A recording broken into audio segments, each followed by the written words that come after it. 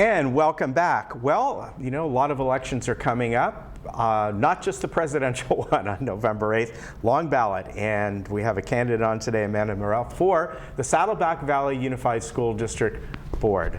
Nice to meet you. Nice Great to have you here today. So first of all, tell me about your background and obviously as it relates to wanting to be on the Saddleback Valley Unified School District Board. Okay, well, I'm currently a governing board member. I was appointed just about 2 years ago. Okay. When Don Sedgwick left and went to the city of Laguna Hills to become a city council member. Okay. So there was a slate of actually quite a few candidates. There were at least 6 that were interviewed, and I was successful as part of that process. But I have 2 children that have gone through Saddleback Valley Unified School District schools.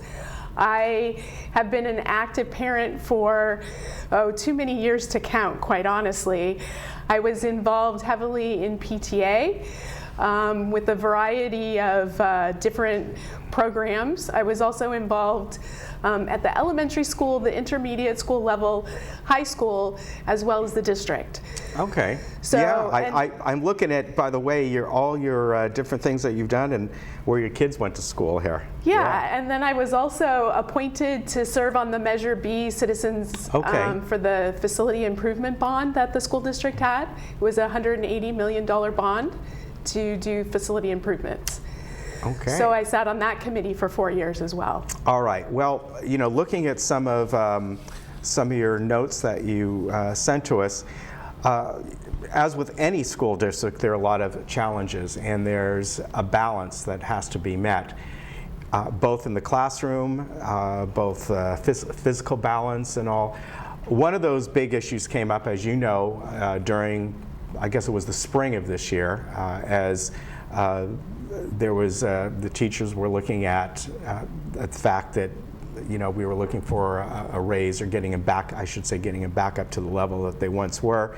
That was averted as far as the strike, and there seemed to be terms that were met. However, you know, that's a challenge, balancing both the funds that go into the classroom, supplies and things like that, the teachers, keeping the facilities up, the infrastructure up. How do you approach that? Well, certainly we're going to have fiscal challenges no matter, I mean, every school district has fiscal challenges. We're not in control of our revenue like other organizations are. So we're balancing, but we need to remain focused on student learning.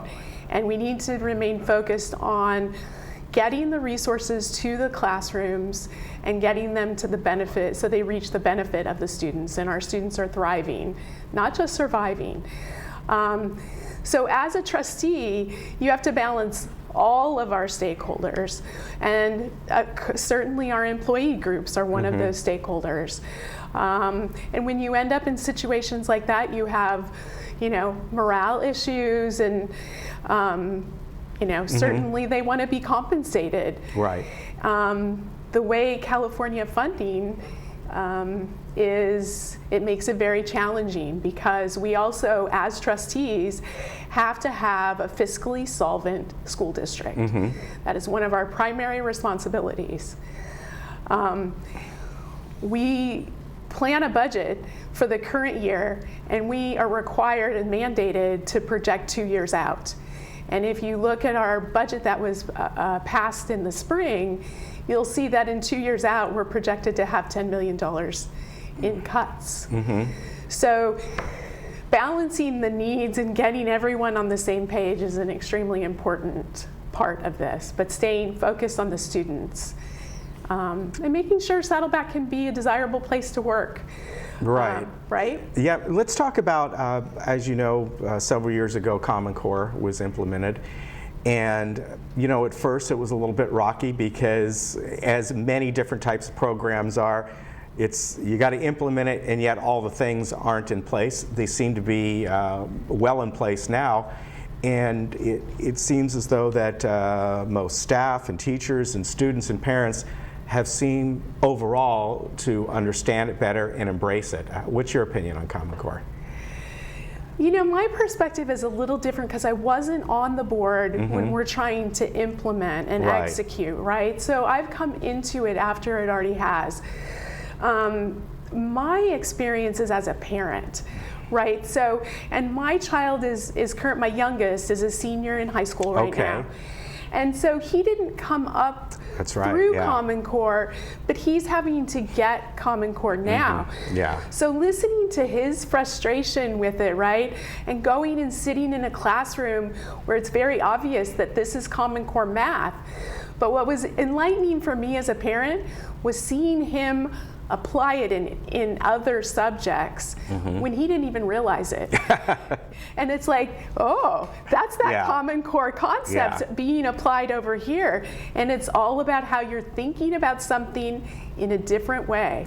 To, you know, and it's amazing to me how you can approach something in so many different ways, yet get a common answer. You know, you bring up a very good point, because with the older students, my daughter is in 5th grade, so she's already had, what, 3-4 years of somewhat Common Core, and of course it's escalated since then.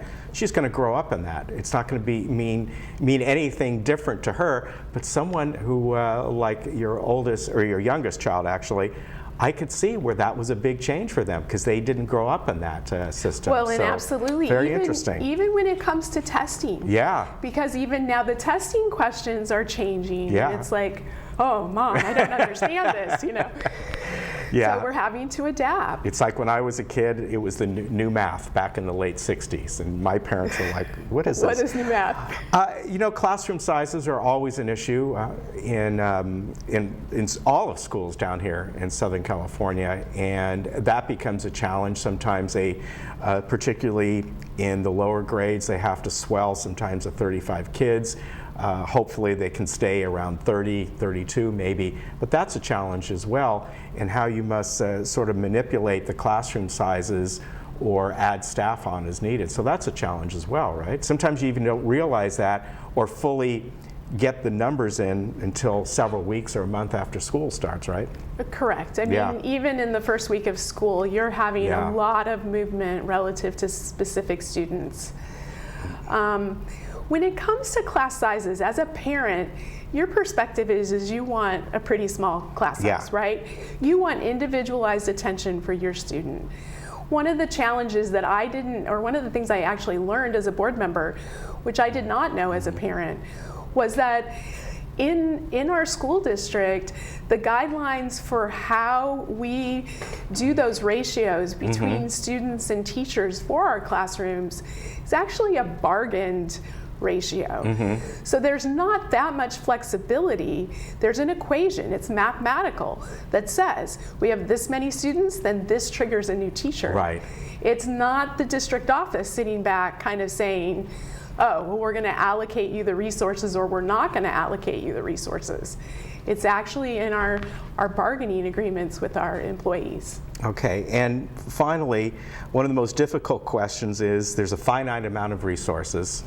How do you prioritize that? I mean, it's obviously the common answer is getting as much resources for the students, but prioritizing the facilities and what the supplies and the staffing, it's a difficult challenge, isn't it? It is. The greatest asset in our school district are teachers.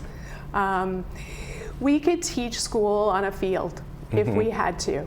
But we need to make sure that our classrooms and our students have those resources. You know, whether that's it's making sure that they have the materials, they have the curriculum or they have the support materials to support the curriculum. But it's a kid's lens. You know, you have to step back, and that's the one thing as a trustee that I try always to do, is to step back and say with every decision, is this good for kids? Is this good for our students? We need to prepare them for the future, whether they're on a track for a career or whether they're tracking to go to college. ultimately, they're the leaders of our country. Right. And they will be responsible for our economy in the future, and we need to make sure as a school district that we prepare them adequately. All right. It's a pleasure meeting you, Amanda. You too. And your website's easy, right? Amanda Morrell. Oh, Amanda Morrell. I apologize. .com. AmandaMorrell.com. And of course, she is a candidate for the Saddleback Valley Unified School District. Remember, that ballot is long this time, November 8th, and it could probably fit right across the room here. So remember to go down the ballot and look at your local elections too, because sometimes they're more important. All right, thanks. Thank you very We'll be right back. I'm sorry I mispronounced your name.